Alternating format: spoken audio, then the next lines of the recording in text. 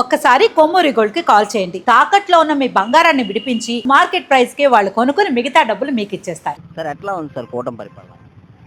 ఇప్పుడు గత ప్రభుత్వం మీద చూస్తే ఈ ప్రభుత్వం అంతా శ్యామలంగా సత్యామలంగా ఉంది. అంటే ఇబ్బంది లేదు, ప్రజలకి ఇబ్బంది లేదు. ప్రజలు అనేవారు గత ప్రభుత్వంలో భయపడుతూ బతికారు. మనకి ఏది సంక్షేమం వస్తుందనేది అడగలేదు. కానీ ఇప్పుడు సంక్షేమం ఇచ్చినా ఇవ్వకపోయినా అభివృద్ధి మనకు కావాలి. రోడ్లు కానీ, ఒక ఇండస్ట్రీస్ కానీ, ఒక అమరావతి కానీ, ఒక రాజధాని కానీ చెప్పుకోవడానికి అన్నీ ఉన్నాయి. అది దానికి లోకేష్ చంద్రబాబు బాగానే అభివృద్ధి చెందుతున్నారని వాళ్ళ ఆలోచన. సార్ ఇప్పుడు గతంలోనే మద్యం స్కామ్ చాలా జరిగింది అన్నారు. అప్పుడు ఎట్లా ఉంది, ఇప్పుడు ఎట్లా ఉంది? అప్పుడు ప్రజలకి నాణ్యమైన మద్యం అయితే లేదు. రేట్లు భారీగా పెంచుకొని వాళ్ళు పర్సనల్ ఫ్యాక్టరీలను పెట్టించుకొని నిక్కరు బ్రాండ్లు చూపించి మనుషులు చాలా ఇబ్బంది పట్టి లోటు బాగా లేబర్కి అయితే విపరీతంగా అతనికి వాళ్ళకి అందే నిక్కర కూడా నాణ్యమైన నిక్కర ఒక ఎన్నో మంది కాళ్ళు పడిపోయి చనిపోయి ఎన్నో గత ప్రభుత్వాలు జరిగాయి. ఇప్పుడైతే ఆ ప్రాబ్లం లేదు. వాళ్ళకి స్వార్థంతో లేకుండా మనుషులు ఏ ప్రభుత్వం ఉన్నపై నాకు అనవసరం, షాప్కి వెళ్తే నాకు అనుకూల బ్రాండ్ దొరుకుతుంది, నేను సంతృప్తిగా ఉన్నాను అనే ఆలోచనలో ప్రజలు ఉన్నారు. అన్ని ఆన్లైన్ ట్రాన్సాక్షన్లు కూడా జరుగుతున్నాయి. గతంలో అవి ఏమి ఉండేవి కాదు, డబ్బులు ఇస్తేనే మద్యం ఇచ్చేవారు. ఇప్పుడు అన్ని ఇది పెట్టడం వల్ల మంచి గవర్నమెంట్కి అన్ని లాభాలు పక్కాగా. ఎందుకంటే ఎన్నాళ్ళ డైరెక్ట్ క్యాషే, ఓన్లీ క్యాష్. ఒక కార్డు కానీ, ఒక ఫోన్పేలు కానీ, అసలు బయోమెట్రిక్ ఏదీ లేదు. అన్ని నిక్కర కుంభకోణం విపరీతం జరిగిందండి. విపరీతం రేట్లు పెంచుకొని డబ్బులు కట్టలు కట్టారు. ఫోన్ సంచులతో కట్టలు కట్టి తీసుకెళ్లారు. ఒక్క ఫోన్ పే కానీ డబ్బులు పనిచేసేది కాదు ఏదండి. ఇప్పుడు అలా కాదండి, మనకి అవైలబిలిటీ ఎలా కావాలి అలాగా. ప్రజలు సామాన్య మానవుడికి ఏ బ్రాండ్ కావాలన్నా, ఏ డబ్బులు కావాలన్నా, ఆరోగ్యాన్ని మంచి కొనుక్కోవాలన్నా కొనుక్కోగలడు. చంద్రబాబు మీద నమ్మకం ఉందా సార్? డెవలప్మెంట్ దిశగా వెళ్తుంది పక్కాగా చంద్రబాబు, లోకేష్ కానీ బాగా కూటమి ప్రభుత్వం మేము హ్యాపీగా పోతున్నాం. బాబా ఎట్లా ఉంది చంద్రబాబు నాయుడు గారి పరిపాలన?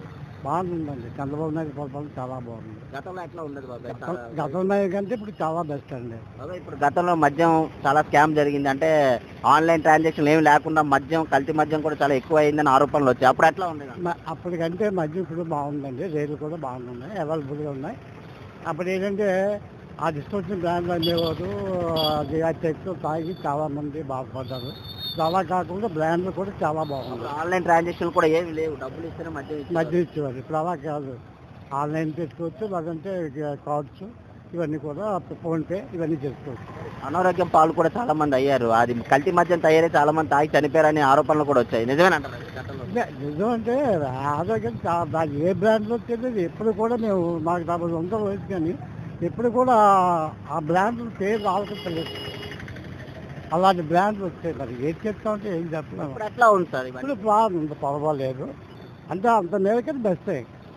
దాని ప్రభుత్వం మద్యం కంటే ఇప్పుడు మద్యం చాలా బాగుంది. కదా ఇప్పుడు అన్న క్యాంటీన్ ఉంది, 5 రూపాయలకే భోజనం పెడుతున్నారు. ఇది ఎట్లా ఉంది పేదోళ్ళకి? పేదలకు పర్వాలేదండి.